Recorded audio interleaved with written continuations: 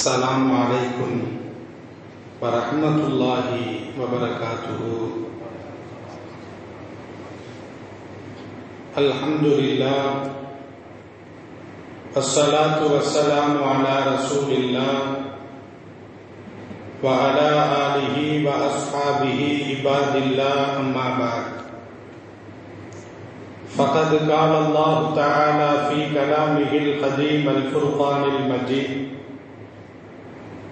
अऊज़ु बिल्लाहि मिनश शैतानिर रजीम। बिस्मिल्लाहिर रहमानिर रहीम।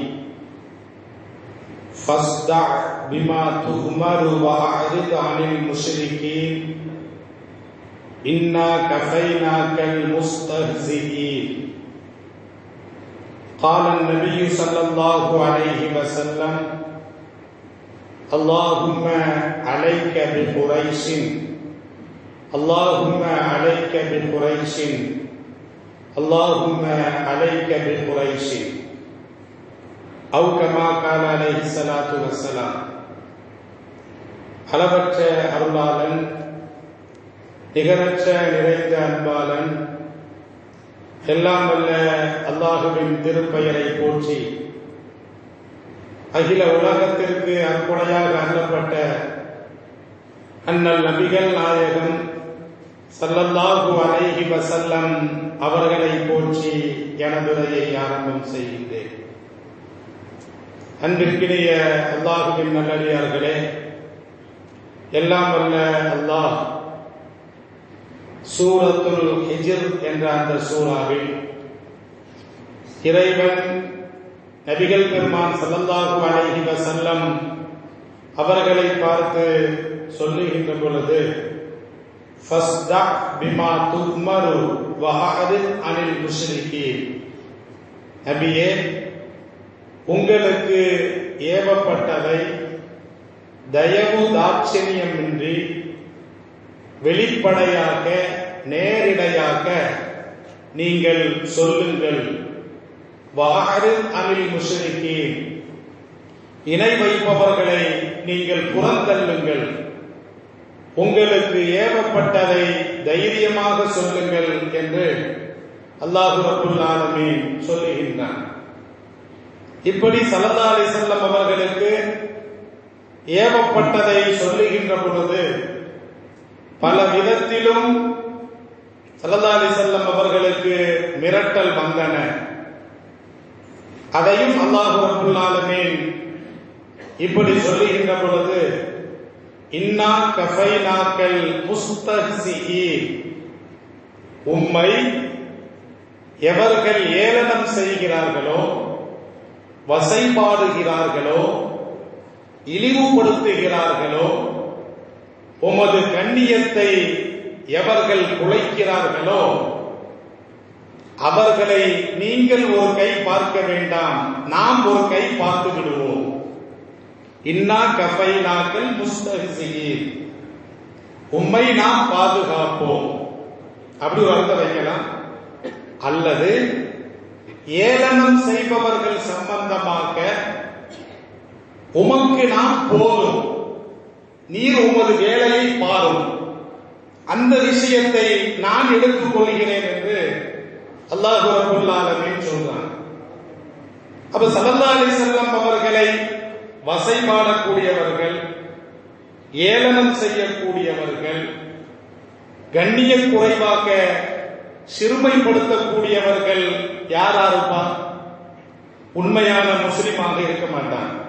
அல்லதீன யஜஅலூன மஅல்லாஹி இலாஹன் ஆகர், அவர்கள் எப்படிப்பட்டவர்கள் என்றால் அவர்கள் அல்லாஹுவுடன் இன்னொரு கடவுளை அவர்கள் கற்பனை செய்கிறார்கள். அப்படிப்பட்டவர்கள் தான் இது போன்ற காரியங்களில் ஈடுபடக்கூடியவர்களாக இருக்கிறார்கள். ஃபஸௌஃப யஅலமூன், அவர்கள் செய்த அதன் பலனை இனி அவர்கள் தெரிந்து கொள்வார்கள் அப்படின்னு அல்லாஹ் சொல்லிட்டு ஸல்லல்லாஹு அலைஹி வஸல்லம் அவர்களை ஒருத்தன் பேசும் பொழுது, ஒருத்தன் அவர்களை பற்றி சிறுமைப்படுத்துகின்ற பொழுது, ஏளனம் செய்கின்ற பொழுது, உயிருக்கு உயிராக, உயிரினும் மேலாக மதிக்கக்கூடிய நமக்கே அதை பொறுத்து கொள்ள முடியவில்லை, அல்லாஹ் எப்படி பொறுத்து கொள்ளுவார்? வலகது நஅலமு அன்னக யதீகு ஸதுர்க பிமா யகூலூன். அவர்கள் ஏளனம் செய்கிறார்கள், அந்த கூற்றின் மூலமாக உமது நெஞ்சம் கலங்கி போய் இருப்பதை நாம் அறிவோம். அல்லாஹ் ஆறுதல் சொல்றான், ஃபஸப்பிஹ் பிஹம்தி ரப்பிக. எனவே அதையெல்லாம் அப்படியே விட்டுவிட்டு உமது இரட்சகனை துதிபாடுவீராக. வகும் மினஸ் சாஜிதீன், சஜ்தா செய்யக்கூடியவர்களில் ஒருவராக ஆகிவிடுவீராக. வஅபுது ரப்பக ஹத்தா யஅதியகல் யகீன், மரணம் வருகின்ற வரைக்கும் உமது இரட்சகனை வணங்குவீராக. கண்ணியமிக்கவர்களே, இந்த ஆயத்து ஒரு 5 வீணா போனவர்கள் சம்பந்தமாக இறங்கியது. 5 வீணா போனவன். அல்லாஹ்வுடைய லானத்து எவர்கள் மீது வருமோ அப்படிப்பட்ட 5 ஷைத்தான்களின் மீது இந்த வசனம் இறங்குகிறது.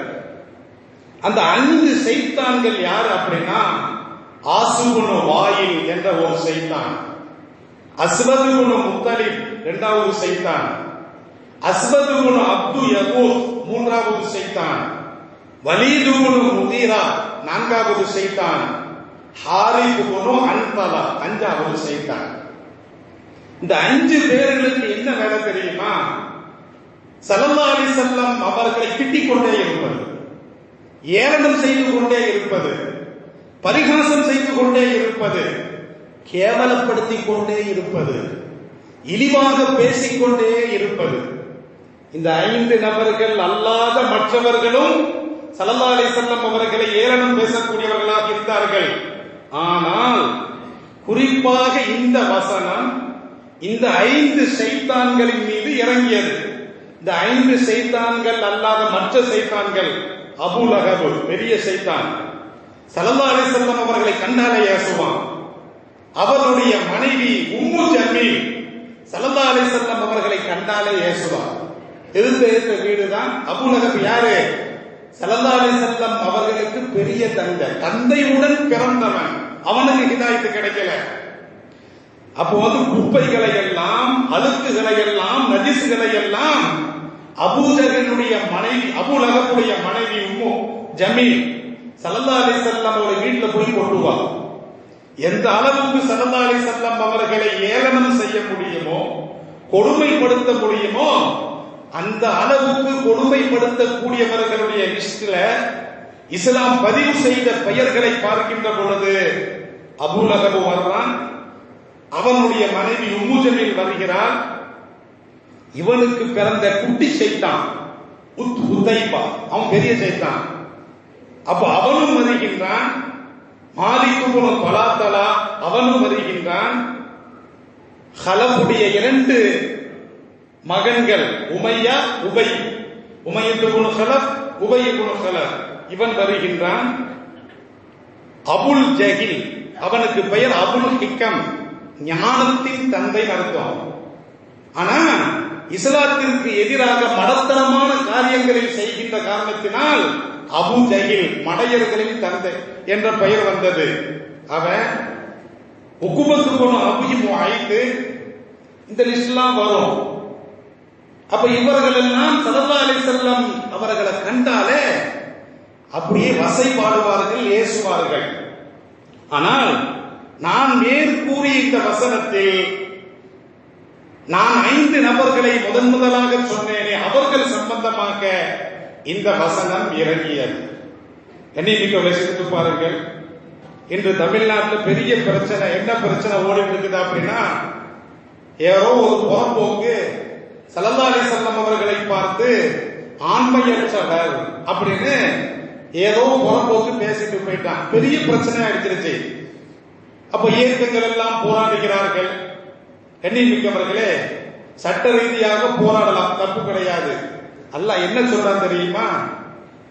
ஸல்லல்லாஹு அலைஹி வஸல்லம் அவர்களை ஏளனம் செய்பவர்களை நீங்க பாக்குறீங்களா, நான் பார்க்கட்டுமா? நான் கவனிச்சுக்கிறது நல்லா சொல்ல அந்த வசனம். இன்னா கஃபைனாக்கல் முஸ்தஹ்சியின், நீங்க கொடுக்கிற அடியை விட நாம் கொடுக்கிற அடி பலமாக இருக்கும், நாம் பார்த்துக் கொள்கிறேன். நபிகளார் பார்த்து சொல்றான், கியாமத் நாள் வரைக்கும் பொருந்தும்.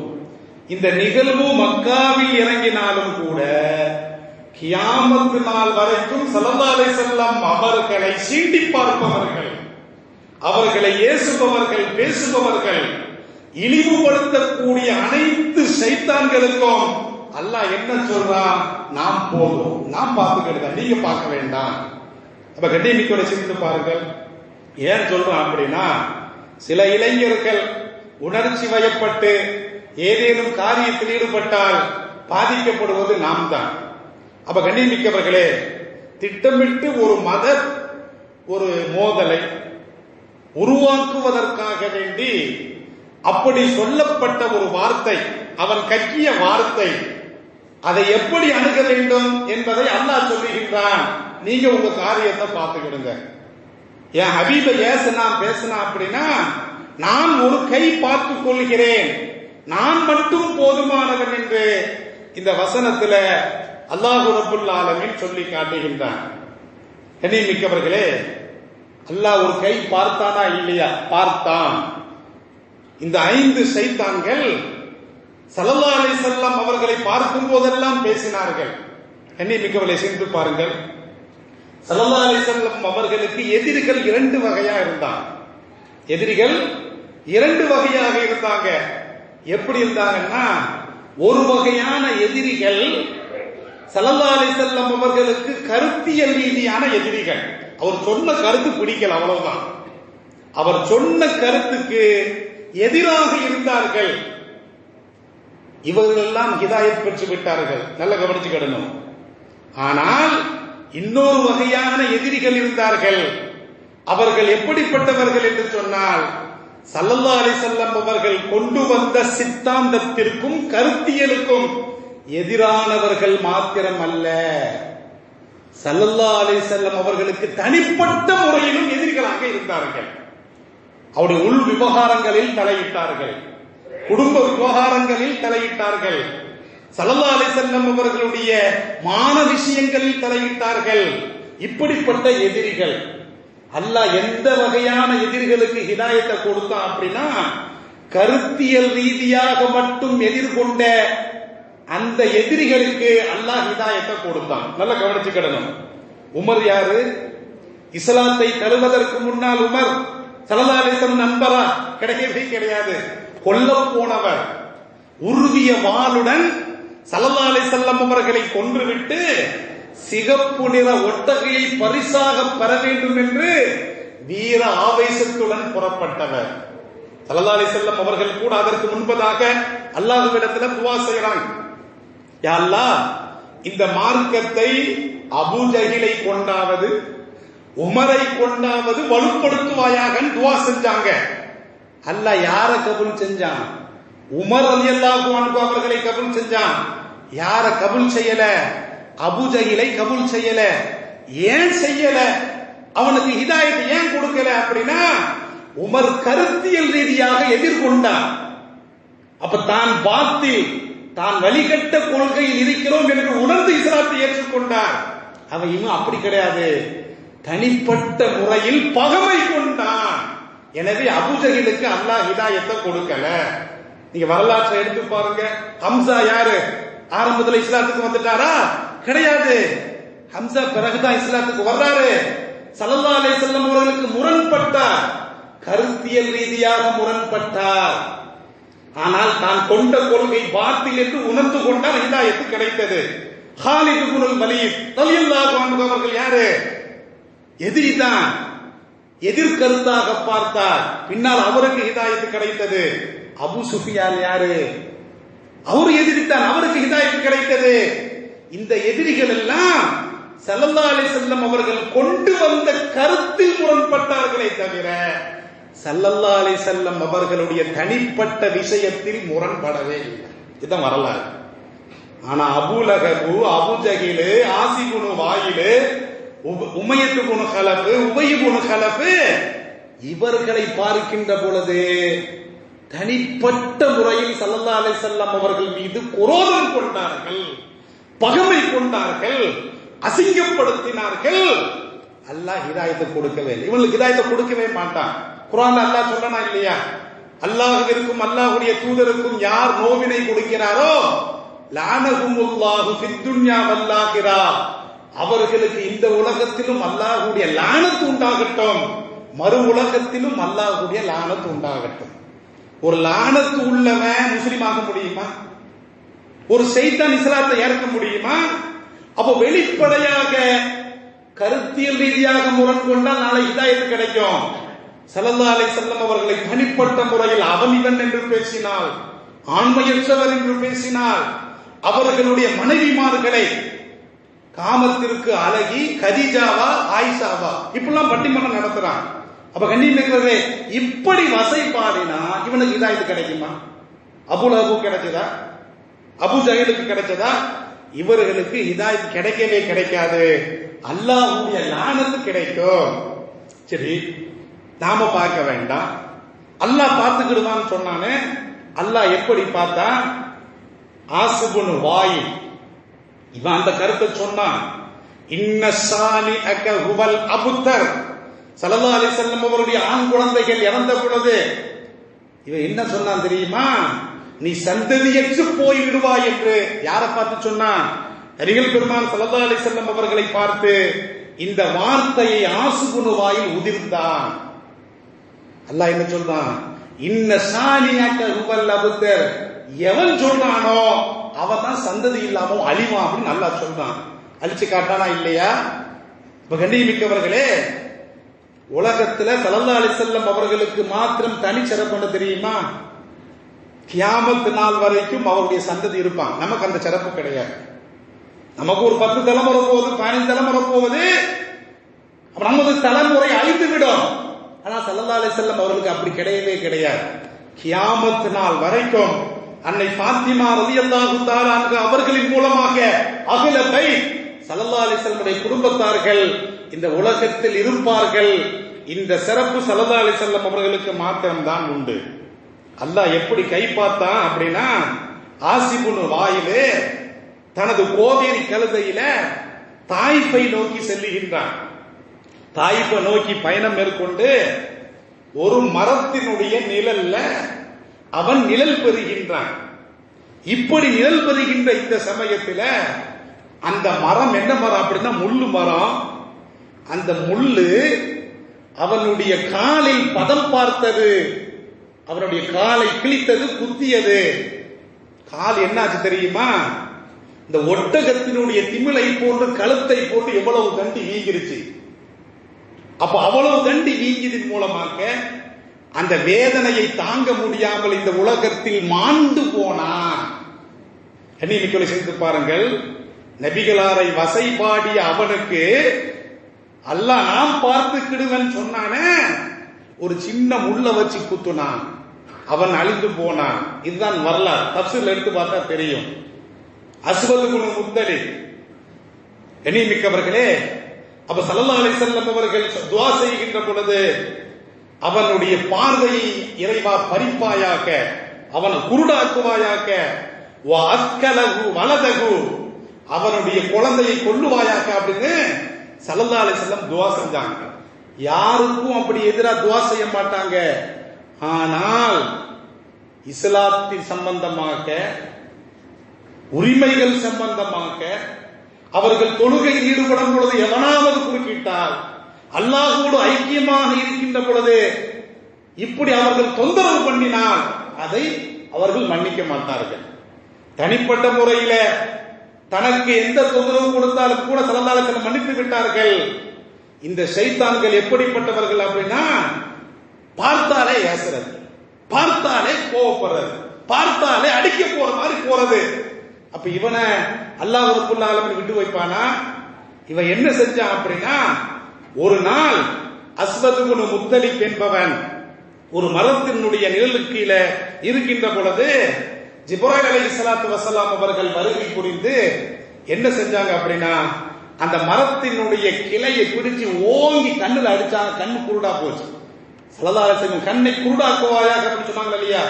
ஏளனம் பேசி திரிந்தவன் இவனுடைய கண்ணு குருடாக போய்விட்டது. இவனுடைய பையன் பதில் களத்துல கொல்லப்பட்டான், அந்த கவலையிலேயே செத்து போனான். இவனை அல்லாஹ் ஒரு கை பார்த்தான். அஸ்வத் இப்னு அப்து யகூத், இவன் எப்படி அப்படின்னா, ஜிப்ராயில் அலைஹிஸ்ஸலாத்து வஸலாம் அவர்கள் ஒரு தடவை நபிகளாரிடத்திலே வருகின்ற பொழுது ஸல்லல்லாஹு அலைஹி வஸல்லம் அவர்கள் தவாப் செய்து கொண்டிருந்தார்கள். அப்ப அந்த சமயத்தில் அஸ்வத் இப்னு அப்து யகூத் என்பவன் இருந்தான். உடனே அவனுக்கு என்ன ஆச்சு அப்படின்னா, அவனுடைய தலையில் பலமாக அடிபட்டு தலை அழுகி செத்து போனான். தலையில அழுதிச்சுன்னு அப்படின்னா ஒரு மோசமான வாடை. அந்த அளவுக்கு இவர்களை அல்லாஹ் ரப்புல் ஆலமீன் எப்படியெல்லாம் அழித்தான் என்பதாக நான் பார்ப்போம். அதோடு மாத்திரமல்ல, இன்னொருவன் வலீத் இப்னு முகீரா, இவன் என்ன செஞ்சான் அப்படின்னா, குஸா கோத்திரத்தை சார்ந்த ஒரு கோத்திரத்தார்களுக்கு அருகிலே நடக்கின்ற பொழுது அந்த கோத்திரத்தை சார்ந்த ஒரு மனிதர் தனது அம்பை கூர்நோக்கி கொண்டிருக்கிறார். அவருடைய அம்பு கையில தவறி இவனுடைய காலின் மீது பட்டு காலு துண்டா போய் ரத்தமெல்லாம் பீரிட்டு போய் வலீத் இப்னு முகீரா செத்து போனா. அதோடு மாத்திரமல்ல, ஹாரிஸ் இப்னு அன்திலா என்பவன், அவன் எப்படி செத்தான் அப்படின்னா, அவன் மீனை சாப்பிடுறான், உப்பா இருக்குது, தண்ணி தான் அடிக்குது, தண்ணிய குடிக்கிறான், குடிச்சிட்டே இருக்கிறான், தாகம் அடங்க மாட்டேங்குது. கடைசியில அவருடைய வயிற்று பகுதியில ஏதேனும் புண்ணு வந்து அதன் வழியாக தண்ணீர் வெளியே போனது, இப்படி செத்து போனான். இப்படி அல்லாஹ் கை பார்க்கக்கூடியவர்கள், அல்லாஹ் கடுமையான தண்டனை கொடுக்கிறான். ஸல்லல்லாஹு அலைஹி வஸல்லம் அவர்களை வசைபாடியவர்களுக்கு இதை விட மோசமான தண்டனை எல்லாம் வரலாறுகளை நாம பார்க்கிறோம். ஆகவே கண்ணியமிக்கவர்களே, ஸல்லல்லாஹு அலைஹி வஸல்லம் அவர்கள் ஏளனம் செய்பவர்களை இறைவன் பார்த்துக் கொள்ளுவான். நாம் ஒன்றும் செய்ய வேண்டிய அவசியம் இல்லை. நாம் நமது வேலையை பார்ப்போம். வாஹிரு தஅவானா அல்ஹம்துலில்லாஹி ரப்பில் ஆலமீன். அஸ்ஸலாமு அலைக்கும் வரஹ்மத்துல்லாஹி வபரகாத்துஹு. கண்ணியமிக்க ஜமாத்தார்களே, கரூர் மாவட்டம் வேலம்பாடி கிராமம் தாருல் அர்கம் யதீம்கானா மதரசாவில் 30க்கும் மேற்பட்ட மாணவர்கள் மார்க்க கல்வி, உலக கல்வி பயின்று வருகிறார்கள். இந்த மாணவர்களுக்கு 5 வேளை தொழுகை தொழ போதிய வசதி இல்லாத காரணத்தினால் புதிய பள்ளிவாசல் மொத்தம் 729 சதுர அடியில் ஒரு பள்ளிவாசலை அவர்கள் கட்டி வருகிறார்கள். அதற்குண்டான செலவு 23 லட்சம் செலவாகிறது.